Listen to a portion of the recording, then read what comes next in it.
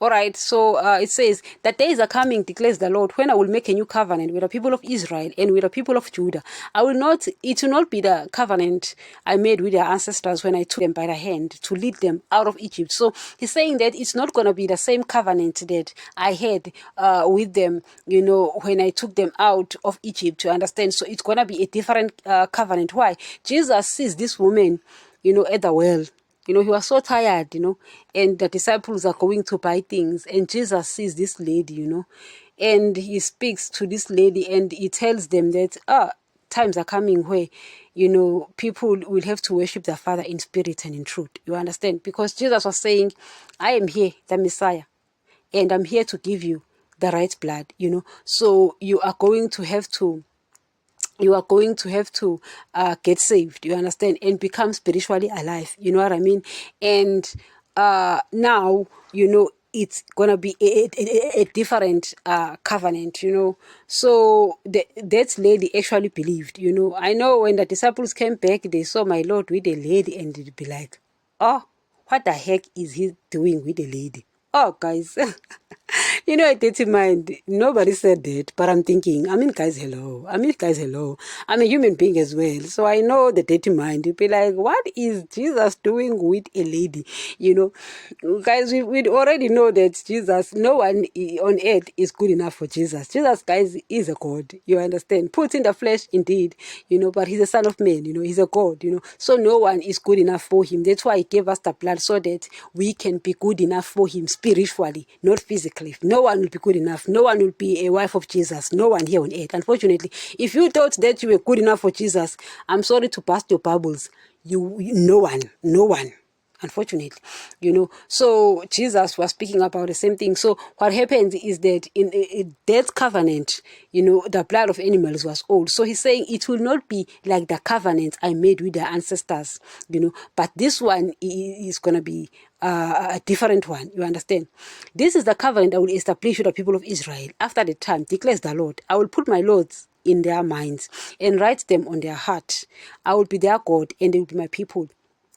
No longer will they teach their neighbor or say to one another, know the Lord, because they will all know me, from the least of them to the greatest. For I will forgive their wickedness and will remember their sins no more. Okay, guys, so you understand that I remember Jesus was speaking to the hypocrites of his time in the synagogue, inside the synagogue. They were saying that Daddy will actually teach people himself. He was actually referring to himself, that Daddy will use Jesus through the Holy Spirit. When you get saved, the Holy Spirit indwells you. Because you need to imagine of the Holy Spirit as this huge being who fills the earth, So when you get saved, you get in him. As I said, guys, when you get saved, it's like a baby born, in hospital. There's a baby, and it's the same thing. So spiritually, obviously, you're not going to be uttering those words. Hello, but that's how you are to Daddy and Jesus. Oh, a child is born. They've heard these words and they believed a child is born. You understand? And then the Holy Spirit indwells you. So I said, think of the Holy Spirit as this huge being, So you get in the Holy Spirit, or to the Holy Spirit, to or in, which preposition to put, So at that time, Jesus is now teaching you through the Holy Spirit, because you're still a babe, he gives you milk at that time, giving you milk, not necessarily minding what you are doing, because you'll be busy doing wrong things, because you don't yet know. You're still a babe, you understand? But he's more interested in what you are learning. So it's important what you learn, guys. Very important. Stick to the New Testament. You'll be fine. Don't listen to me. Don't listen to pastors. Read the word. You can read the word. Guys, this is a generation of people who are educated. You can read the word. Let me stop there. So verse 13 says, by calling this covenant new, he has made the first one obsolete. And what is obsolete and outdated will soon disappear. You understand? So we are not dealing with that old covenant. We're not dealing with that old covenant, guys, because you see, this one is new. There's no need to deal with the old covenant. You understand? So when you quote it, make sure that what you are quoting is in line with the new. That's why if you're not yet sure what is going on, start with the new, understand the new, read the new, so that you'll be able to pick up the contradictions. You understand? Verse 12 says, "For I will forgive their wickedness and will remember their sins no more." Now, guys, you see, I remember there was a time I was going to this church, a pastor was telling me that God is punishing me for the sins I was committing when I was not saved. And guys, I took that nonsense. It's nonsense. Sound good. Oh, God is punishing you for the sins you did when you were still spiritually dead. I mean, does that make sense to you? Guys, hello. You are in hospital. You're giving birth to a child. And the child is coming out. Will you punish the child for the things they did before they were born? I mean, hello, think about it. No. So it's things like that, guys, that you need to understand. Daddy will not punish you for the things you did back then before you were born again. The reason things are going to be so difficult and everything is because Daddy is trying now to make sure that he aligns your life with the new covenant. So obviously aligning, because you far gone the wrong direction. Far gone. Too far gone, in the wrong direction. So he has to align you with the kingdom of heaven now. So that will look like punishment, but it's not punishment. You understand? Because you are a babe now. You are a child, So you need to understand new things. You need to get new things. You understand? You see, guys, while I was spiritually dead, I did not understand things. I was doing wrong things left, right, and center. In the eyes of my dad, do you believe that I was as innocent as Jesus? Do you believe that? Let me tell you why. Jesus has so much knowledge. That guy is the one who created things, created me as well. So Jesus has so much knowledge. He comes down here and the Holy Spirit is dealing with him.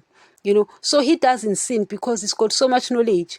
But I didn't. I was spiritually dead. I was sinning because I was a sinner. A sinner must sin now. Guys, I always tell my Lord, a sinner must sin now. When I was sinning back in the days, it's because I was a sinner. A sinner must sin now. If I shake up with a guy, I did a good thing. A good thing because I was a sinner. A sinner must sin now. If I was busy having sex with my boyfriend, I was doing a good thing. Why? A sinner must sin. Guys, a sinner must sin. You understand? So I had to sin. I had to shake up with my boyfriend. I had to have sex with my boyfriend. You understand? I had to love money. I had to love the things of the world. I had to run after riches. Why? A sinner must sin. Simple as that. You understand? So you remember Jesus was on the cross. Jesus was on the cross here, guys, and he says, "Father, forgive them because they don't know what they're doing." In Jesus' mind, is like, I can see you busy banging me. But it's the sin of Adam that is causing you to hate me. It's the sin of Adam is causing you to bang me like that. You're banging me thoroughly and I'm feeling this pain. Yet I'm praying. I'm saying, "Father, forgive them." Why? They didn't know what they were doing. Guys, they had a sin of Adam. They did not understand. Jesus came and he uttered things hidden since the creation of the world. You go to Matthew 13. Jesus uttered things hidden since the creation of the world. You understand? So when you're born again, you obviously will sin. Why? You are a sinner. A sinner must sin. But now you're born again, you are spiritually alive. Your flesh is dead. I've been saying this. Nothing happened to your flesh. A babe, you are a babe spiritually. Just picture that spiritually. But physically, you are this old. Imagine this overgrown baby, yet is spiritually is a babe. Overgrown physically, but spiritually you are a babe, So while it's hard for us to imagine such, it is. Guys, it's hard indeed, granted, but it is. You understand? So you are going to keeping on sinning, and Jesus is like, is a babe, is a child, So he's very much interested in what you are doing. At that time, you are innocent, even though you are doing wrong things. You understand? Because where there is no law, sin is not taken into account. If you go to Romans chapter 2, Paul says where there is no law, sin is absent, So if you don't know, if you don't understand yet, Jesus is going to forgive you. You understand? Okay, so chapter 9 of Hebrews 9. Is Hebrews 9 what? Yeah. Verse 9, he says, now the first covenant had regulations for worship, and also in earthly sanctuary. A tabernacle was set up in its first room with a lampstand and a temple with a consecrated bread. This was called the holy place. Behind the second curtain was a room called the most holy place, which had a golden altar of incense and golden ark of the covenant. This ark contained a gold jar of manna, Aaron's staff dated budded, and a stone tablet of the covenant. Above the ark were the cherubim of the glory, overshadowing the atonement cover, but we cannot discuss these things in detail now. So Paul is actually explaining that in heaven, how things are. You need to imagine that. You understand? I think it was Isaiah, if I'm not mistaken, Isaiah 6, if not the first one, I can't remember, seeing cherubims and all and what and what not, So it's things like that. David does reveal certain things, but not much, but he does, Verse 6 says, when everything had been arranged like this, the priests entered regularly into the outer room to carry on their ministry, but only the high priest entered the inner room, and that only once a year, and never without blood, which he offered for himself and for the sins the people had committed in ignorance. The Holy Spirit was showing by this that the way into the holy most holy place had not yet been disclosed, as long as the first tabernacle was still functioning. You see, guys, as I've been saying, that Jesus was on the cross and the curtain was still there, so the Holy Spirit was still there. You understand? They were still there. So the priests were right in offering those sacrifices. They were right in offering those sacrifices. The problem happened when Jesus was on the cross and the curtain was torn from top to bottom. You understand? Because there the Holy Spirit was actually departing, leaving, Hence the Roman Catholic Church people are still priests, are still offering sacrifices. We don't need their blood anyway. We don't need their sacrifices, and whatever they are atoning there, it's nonsense in the making. Jesus is the one doing that work because he is the high priest. Verse 9 says, this is an illustration for a present time, indicating that gift and sacrifices being offered were not able to clear the conscience of the worshipper. So those sacrifices, they were not able to do anything. That's why we read in chapter 10 where Jesus was saying that burnt offerings and sacrifices were not pleased. So I've come to do your will, O God. So he came to give the blood because he was not pleased with those sacrifices, because they did not do anything for us. They did not remove sins. They just atoned, covered sins. You understand? They are only a matter of food and drink and various ceremonial washings, external regulations applying until the time of the new order. So the new order, guys, had to come. Excuse me. Verse 11 says, but when Christ came as high priest of the good things that are now already here, he went through the greater and more perfect tabernacle that is not man-made with human hands. That is to say, it is not a part of this creation. He did not enter by means of the blood of goats and calves, but he entered the most holy place once and for all by his own blood, thus obtaining eternal redemption. So you understand, guys, here that Jesus, while Moses was on the mountain and shown this pattern and erecting this tabernacle with people who had the gift of all those people who were building, you understand? Now that was a physical thing, you understand? A shadow of the real thing. So Jesus, when he came from dead, he come up and come across Mary, says, don't touch me, I'm going where? He was going to the most holy place. The most holy place, you understand, to offer the sacrifice. Why? Because when he woke up from the dead, he woke up a high priest.